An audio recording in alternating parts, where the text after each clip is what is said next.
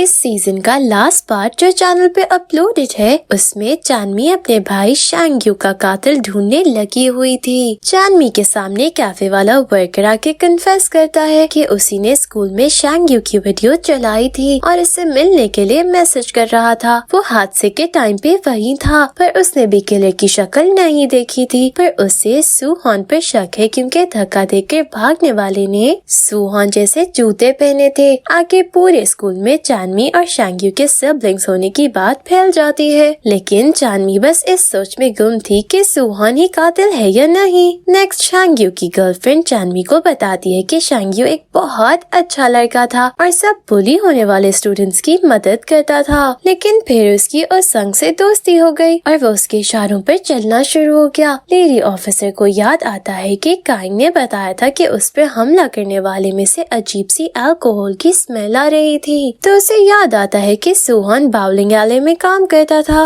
और वहाँ की सफाई अल्कोहल से ही की जाती थी। वो फौरन सूहॉन के पास पहुँचती है और उसे उसका लॉकर खोलने के लिए कहती है। सूहॉन बहुत घबराते हुए लॉकर खोल देता है, लेकिन उसमें से कुछ भी नहीं निकलता। यहाँ सूहॉन की सोच से पता चलता है कि उसने अपने सामान वाला बैग तो बॉक्सिंग जिम के लॉकर में छुपाया हुआ है। लेडी ऑफिसर के जाते ही सूहॉन फौरन बॉक्सिंग जिम जाने के लिए निकल जाता है। लेडी ऑफिसर उसका पीछा करने लगती है और वहाँ पहुँच के सूहॉन से पहले उसका लॉकर तोड़ने लगती है। दूसरी तरफ हम चानमी को देखते हैं जो सूहॉन का बैग लिए अपनी पार्ट टाइम वाले कन्वीनियंस स्टोर आ गई थी। लेडी ऑफिसर को सूहॉन के लॉकर में से जब कुछ नहीं मिलता तो वो बहुत शर्मिंदा हो जाती है। सूहॉन भी इस बात से हैरान था क्योंकि उसे नहीं पता था कि उसकी मदद किसने की। ब्योम उस संग से मिलता है और उसे बताता है कि उसे उसकी याददाश्त के कुछ टुकड़े वापस मिले हैं, जिनसे उसे पता चल गया है कि उसने अपनी याददाश्त एक्सीडेंट की वजह से नहीं खोई थी। ये सब बोलने के बाद ब्योम उस संग से पूछता है कि शायद शांग्यू का मर्डर उसने खुद किया है। उस संग बस उसे घूरता रहता है और सीन यहीं कट हो जाता है। चानमी सुबह ट्रेन में बैठकर दूसरे शहर जाती नजर आती है। सूहॉन के पास किसी का मैसेज आता है कि अगर उसे अपना बैग चाहिए तो उसे दूसरे शहर आना होगा। सूहॉन फौरन दूसरे शहर जाने के लिए निकल जाता है, जहाँ वो मैसेज में बताए हुए खाली फैक्ट्री में पहुँचता है। वहाँ उसे चानमी मिलती है। वो सूहॉन का बैग बीच में फेंकते हुए उसके ऊपर एक गन थाम कर खड़ी हो जाती है, जिसे देखकर सूहॉन कहने लगता है कि उसने शांग्यू का मर्डर नहीं किया, लेकिन चानमी उस पर बिल्कुल भी भरोसा नहीं करती। सूहॉन किसी तरह चानमी से गन छीन लेता है और उसे कहता है कि अगर उसने शांग्यू को मारा होता तो अभी वो खुद अपने आप को गोली मार लेता। इसी वक्त चानमी को शांग्यू के नंबर से कॉल आती है। वो फौरन से फोन उठाकर सवालात करने लगती है, लेकिन कॉल कट हो जाती है। दोबारा कॉल करने पर फोन बंद मिलता है। दूसरी तरफ व्योम को दिखाया जाता है जो सिर्फ उसकी और उस संग के बीच में हुई बातों के बारे में सोच रहा था। उस संग ने उसके सवाल पर उसे ये बताया था कि उसने सुसाइड अटेम्प्ट करने की कोशिश की थी, लेकिन अपने पेरेंट्स की बिल्डिंग से जंप करके। इसके पीछे की वजह अभी तक किसी को नहीं पता चली है। आगे सूहॉन चानमी से अपना बैग लेते हुए उसे जला देता है और संग व्योम को एक एनवेलप देता है जिसमें उसके शांग्यू के साथ बहुत सारे फोटोग्राफ्स मौजूद थे, जिन्हें देखकर व्योम बस हैरान नजर आता है। सूहॉन वापस अपने शहर लौट जाता है, लेकिन ट्रेन से उतरते ही उसे चक्कर आते हैं और वो बेहोश हो जाता है। ये सीन यहीं कट होता है और इसके बाद हमें कुछ दिनों बाद का वक्त दिखाया जाता है। सूहॉन को हम हॉस्पिटल में देखते हैं, जिसकी हालत जब बेहतर हो जाती है तो उसे डिस्चार्ज कर दिया जाता है। चानमी एक दिन स्कूल से जब घर आती है तो देखती है कि किसी ने घर के अंदर तोड़फोड़ की हुई है और उसकी बुक में रखी हुई कुछ खास फोटोग्राफ्स गायब है। सूहॉन जब घर लौटता है तो उसे देखकर चानमी बहुत इमोशनल हो जाती है क्योंकि वो काफी दिन से गायब था। सूहॉन इसका मूड बेहतर करने के लिए उसे कहीं लाता है, जहाँ सारे दोस्त मिलकर चानमी को बर्थडे सरप्राइज देते हैं। सब बहुत खुश नजर आते हैं और चानमी थोड़ी देर के लिए वॉशरूम चली जाती है। तभी वहाँ उसंग आता है जो व्योम को ढूंढते हुए वहाँ पहुँचता था। उसी वक्त उसंग का फोन बजने लगता है और यहाँ वो रिंगटोन को पहचान लेता है। असल में जब चानमी को अपने भाई के फोन से कॉल आई थी तो कॉल कट होने से पहले उसे एक रिंगटोन सुनाई दी थी और क्योंकि कॉल रिकॉर्ड हो रही थी तो उसने वही रिंगटोन सूहॉन को भी सुनाई थी। सूहॉन फौरन ये बात चानमी को बताता है जो बहुत गुस्सा होकर उसंग को मारने जा रही होती है कि सूहॉन उसे रोक लेता है। उसे समझाता है कि इन्हें पहले किसी तरह उसंग का फोन चेक करना होगा। इस काम में ये दोनों सूयोन और शांग्यू की गर्लफ्रेंड को भी मिला लेते हैं। सबकी मदद से सुहान संग का फोन लेकर स्कूल के वॉशरूम में आता है, लेकिन उसे चेक करने पर पता चलता है कि फोन न्यू है जिसमें पुरानी कॉल हिस्ट्री मौजूद नहीं। और संग जिसके पास एक और फोन मौजूद था वो ट्रैकर की मदद से अपने फोन का पीछा करते हुए वॉशरूम पहुंच जाता है, लेकिन सुहान वक्त पे फोन कहीं और छोड़कर दूसरे बाथरूम में छुप जाता है। थोड़ी देर बाद सुहान वॉशरूम से निकल के क्लास में चला जाता है और उसे पीछे से संग देख लेता है। लेडी ऑफिसर के साथी को मर्डर की जगह पर एक रिसीट मिलती है जिसे वो छुपा लेता है। वो उस रिसीट के साथ संग के डैड के पास आता है जो वहाँ के चीफ ऑफिसर थे। वो उन्हें बताता है कि कैसे रिसीट और संग की है जो मर्डर की जगह पर मिली है। चीफ उसी के बाद सबसे छुपाने के लिए कहते हैं क्योंकि वो खुद अपने बेटे से बात करना चाहते थे। दूसरी तरफ सुहान चांदनी को बताता है कि कैसे उनके हाथ कुछ नहीं आया। इसके बाद वो चांदनी से पूछता है कि उसे बर्थडे गिफ्ट के लिए क्या चाहिए, तो चांदनी मजाक में कहती है कि उसके शू लेसेस।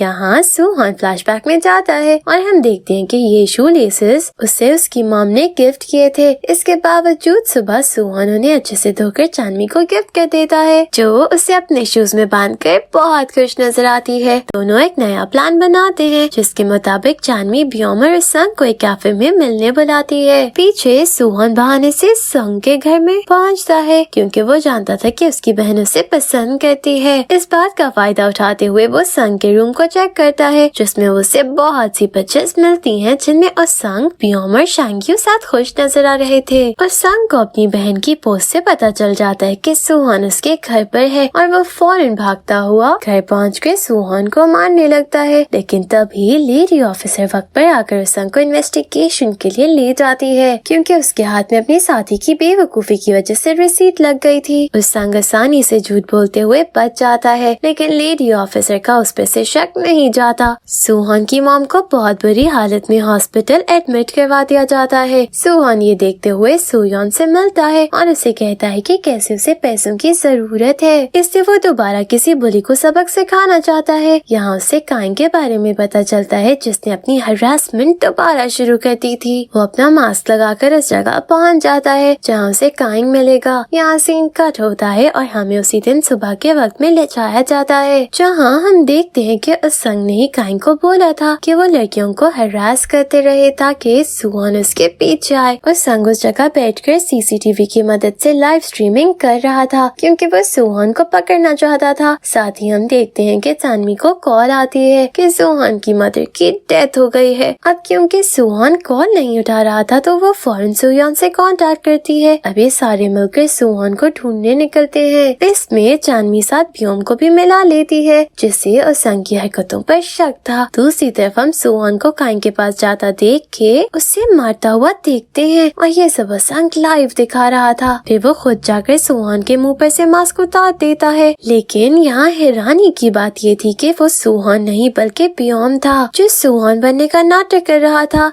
यानी चांदनी सबके साथ वहाँ वक्त पर पहुँच गई थी क्योंकि हम सुहान को चांदनी के साथ गाड़ी में हॉस्पिटल की तरफ आता हुआ देखते हैं जो बहुत रो भी रहा था। इसके बाद सुहान की मॉम का फ्यूनरल दिखाया जाता है जहाँ सब मौजूद थे। चांदनी फ्यूनरल के बाद सुहान का मूड अच्छा करने के लिए उसे बाहर घुमाने ले आती है और दोनों खूब मजे करते हैं। ब्योम चांदनी के कहने पर संग से बात करता है और चांदनी सब सुन रही होती है। यहाँ संग ब्योम को कहता है कि उसे बिल्डिंग से धक्का दिया गया था और ये सब शांग्यू का काम था। वो पुलिस को इस बारे में नहीं बता पाया क्योंकि शांग्यू ने उसे वहाँ देख लिया था और क्योंकि उसे उसकी किसी सीक्रेट का पता था इससे वो किसी को कुछ नहीं बता पाया। चांदनी ये सुनकर बहुत बड़े सदमे में होती है और वो कुछ वक्त के लिए सबसे दूर चली जाती है, लेकिन फिर उसे याद आता है कि ब्योम के एक्सीडेंट के दिन तो शांग्यू उसके साथ था। दूसरी तरफ सुहान गुस्से में उस संग के पास आता है जो काइन के साथ था, इसलिए वो पहले उसे मारकर बेहोश करता है और फिर संग को पीटते हुए उसे सच बोलने का कहने लगता है, लेकिन संग कुछ नहीं कहता। तभी दूर से पुलिस सायरन की आवाज आने लगती है। सुहान संग को छोड़ देता है। ब्योम वहाँ आकर सुहान को अपने साथ ले जाता है। दूसरी तरफ चांदनी वापस आकर सुहान को ब्योम के साथ मिलने बुलाती है और दोनों को बताती है कि कैसे शांग्यू ने ब्योम को धक्का नहीं दिया था। अब तीनों बस उस संग के झूठ बोलने की वजह के बारे में सोच रहे थे। चांदनी और सुहान साथ वापस आने के लिए निकलते हैं, लेकिन रास्ते में काइंग अपने साथियों के साथ आकर सुहान को किडनैप करके ले जाता है। चांदनी उसे बचा नहीं पाती और बहुत परेशान हो जाती है। साथ ही ब्योम को सब याद आ जाता है। इधर ये राज खुलता है कि उसे उस संग ने धक्का दिया था। वो फौरन जानवी को कॉल करके ये बात बताता है तो जानवी उसे सूहान के किडनैप होने की खबर देती है। व्योम क्योंकि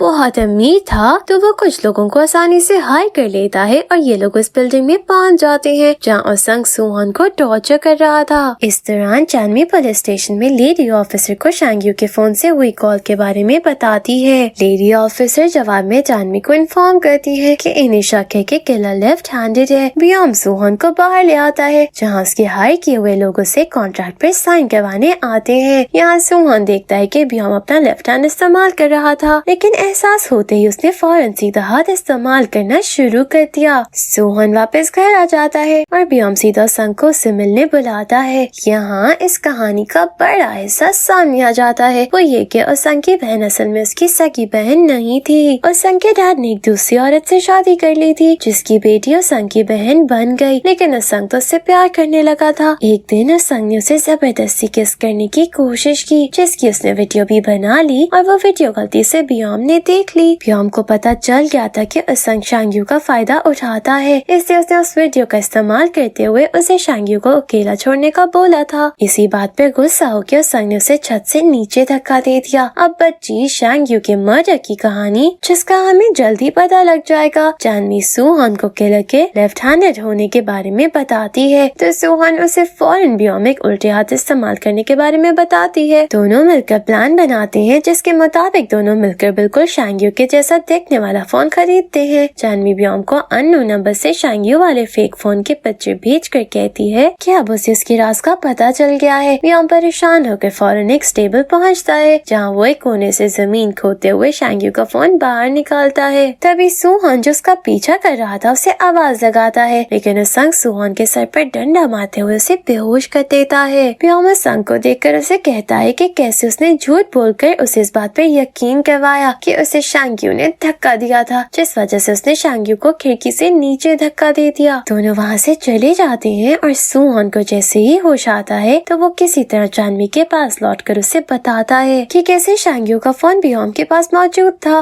व्योम गायब हो जाता है तो जानवी उसंग से मिलकर उसे सच उगलवाने की कोशिश करती है और उसकी बातें रिकॉर्ड करते हुए लेडी ऑफिसर को भेज देती है, जिस वजह से उसंग को अरेस्ट कर लिया जाता है। सूयोन जो समुद्र किनारे आई हुई थी उसे व्योम दिखता है और वो फौरन इसकी खबर सूयोन को दे देती है। जानवी को जैसे इस बात का पता चलता है तो वो सूयोन को बिना बताए व्योम के पास अपनी गन लेकर पहुंच जाती है, लेकिन यहाँ तो एक आखिरी राज खुलते हुए पता चलता है कि व्योम को पर्सनालिटी डिसऑर्डर है। असल में उसका एक ट्विन भाई हुआ करता था जिसकी बचपन में डेथ हो गई। उसका सदमा व्योम ने ले लिया और इस वजह से उसे पर्सनालिटी डिसऑर्डर हो गया। उसकी दूसरी पर्सनालिटी बहुत गुस्से की तेज थी जिसने व्योम से ये सारे काम करवाए थे और गैराज वाला मर्डर भी उसी ने किया था। उसकी इसी बीमारी का फायदा उसंग ने उठाया जिस वजह से उसने शांग्यू को मार डाला। जानवी और व्योम की दूसरी पर्सनालिटी के बीच में लड़ाई होती है, लेकिन जानवी किसी तरह व्योम को वापस होश में लाने में कामयाब हो जाती है। लेडी ऑफिसर को भी सूयोन ने व्योम का पता बता दिया था और वो आकर उसे अरेस्ट कर लेती है। उसंग जो जेल से भाग गया था स्कूल की छत पर अपनी सौतेली बहन के फोन से सूहान को बुलाता है और इस पर हमला कर देता है। लड़ाई के दौरान वो छत से नीचे गिर जाता है। एम्बुलेंस आकर उसे ले जाती है और पूरे स्कूल को भी उसंग की सच्चाई का पता चल जाता है। यहाँ सब ये भी जान जाते हैं कि काइन को सबक सिखाने वाला सूहान था और वो लोग उसे सपोर्ट करने लगते हैं। अब ये कहानी एंड की तरफ आ जाती है जहाँ हमें इन लोगों का ग्रेजुएशन डे दिखाया जाता है। जानवी और सूहान एक दूसरे का हाथ पकड़ के मुस्कुराते हुए दिखाई देते हैं। इसी के साथ इनको भी इनकी डिजर्विंग एंडिंग मिल जाती है। Thank you for watching.